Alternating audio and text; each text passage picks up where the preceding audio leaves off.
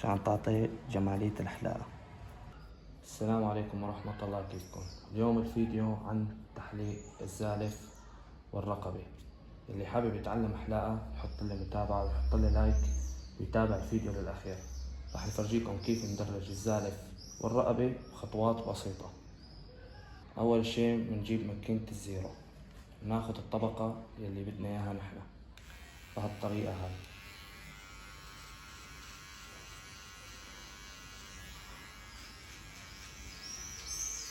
بعد ما أخذنا هون الطبقة بالزيرو بنجيب الماكينة العادية وبنرجع المنويل لآخر شي، بنحط على الرقم النص، بناخد طبقة تقريبا شي إصبع بهالطريقة هاي.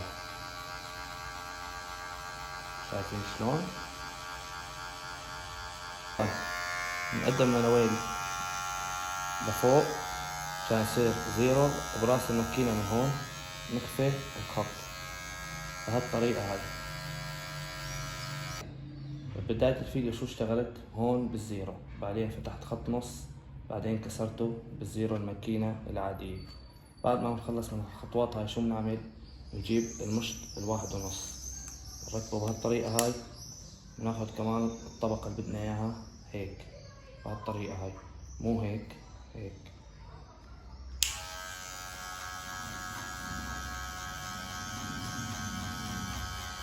بعد ما اخذنا هاي الطبقة بالواحد ونص بنجيب الرقم الواحد كمان نركبه بهالطريقة هاي، ونحاول نخفي هذا الخط.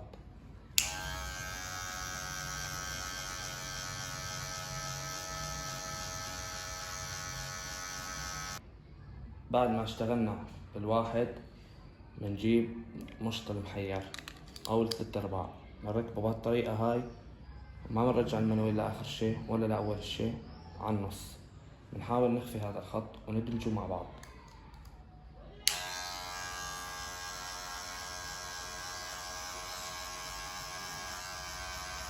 هلا هون خلصنا التدريج تقريبا 90%، ضل عنا الحرف هذا هو اللي بيطالع جمالية الحلاقة. كيف نكسره؟ نجيب المشط ونمقص، تعالوا معي الفيديو الأخير، وبنكسر هذا الخط. كيف نكسره؟ ناخد الشعر الزايد هيك نطلع، مو هيك، هيك تدريجيا، وبنكسر الشعر الزايد بهالطريقة هاي، ونضل نعمل هيك لحتى نشوف الخط صار تمام. هون بيكون خلصنا شغلنا تقريبا 99%.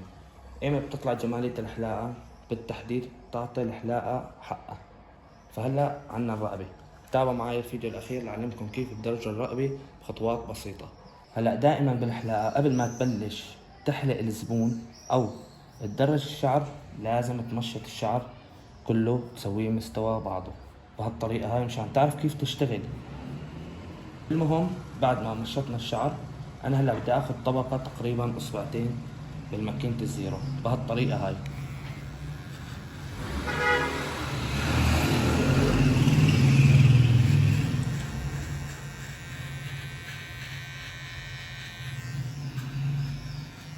بعد ما اخذنا الطبقة اللي بدنا اياها بهالطريقة هاي بالتحديد، نقلب الماكينة بهالهيك بهالجهة هاي ونعمل هيك ننظفها.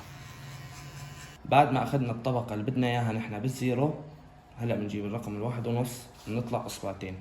ليش انا بدي ارفع له اياها كتير؟ لان الشاب جديد عم يحلق هاي الحلاقة، وهون كان شعره خفيف، فحاليا اللي عم برفع له اياها لبين ما يطول شعره، ووقتها بحلق له اياها على كيفي.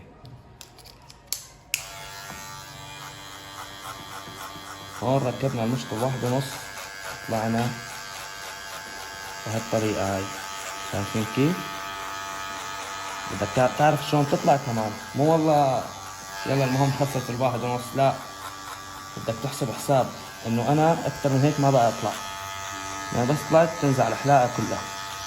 بعد ما اخذنا الطبقة اللي بدنا اياها نحنا، شلنا المشوط على الماكينة تمام بهالطريقة هاي، وبنرجع المنويل او الجير للاخير مشان يصير رقم نص.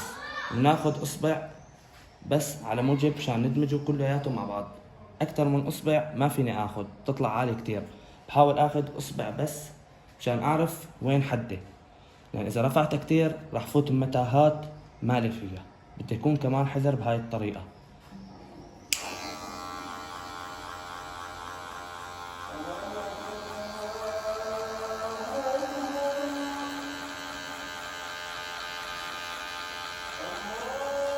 هلا هون اشتغلنا مقدار اصبع بالنص.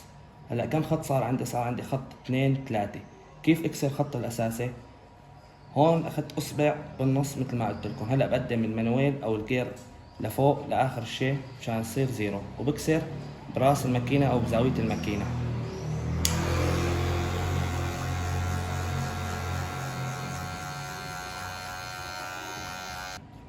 هلا مثل ما انكم شايفين خفيت الخط الاساسي بالزيرو. هلا شو بجيب الرقم الواحد بركبه بهالطريقة هاي، ما برجعه على الاخير ولا بقدمه للاخير، على النص. بحاول ادمج هذا الخط او هذا الحرف، مو هيك، هيك بهالطريقة هاي، هيك نتر.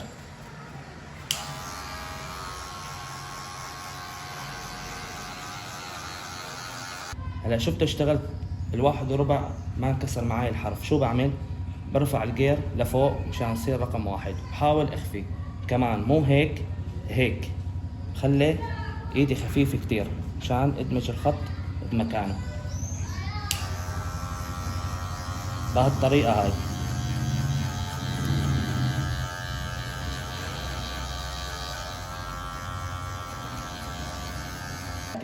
واحد اثنين ثلاثة. هلا بعد ما اشتغلت بالواحد ضل عندي حرف خفيف. كيف بدمجه؟ بجيب المشط المحير او الثلاث ارباع، بركبه بهالطريقة هاي، وبرجع المانويل مو لاخر شيء ولا لاول شيء، الجير خليه على النص بهالطريقة هاي، وبحاول اخفي هذا الخط اللي ظاهر عندكم بالشاشة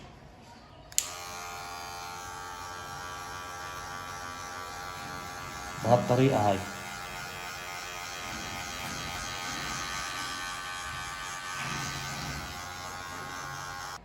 هلا بعد ما خلصنا التدريجي من هون ومن هون، ضل عنا التحديد، والتحديد اهم شيء.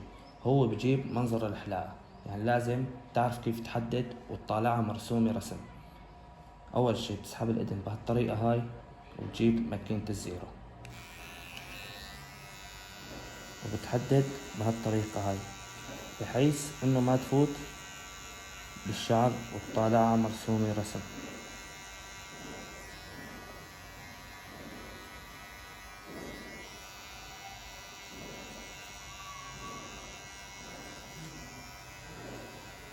هلا بعد ما حددنا بالماكينة الزيرو، قلت لكم اخذت خط الاساس للتحديد بالشفرة. هلا نرسمه بهالطريقة هاي عشان تعطي جمالية الحلاقة.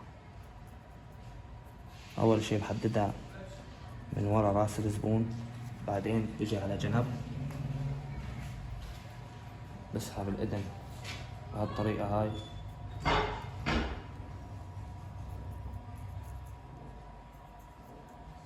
ولهون بكون خلص الفيديو، وطلعت معانا القصة هاي بهالرتابة خطوات بسيطة. فقدروا تعبنا، ولا تنسونا بالمتابعة واللايك لحتى نستمر. وأي سؤال أو أي استفسار اكتبوا لنا إياه بالتعليقات. سلام.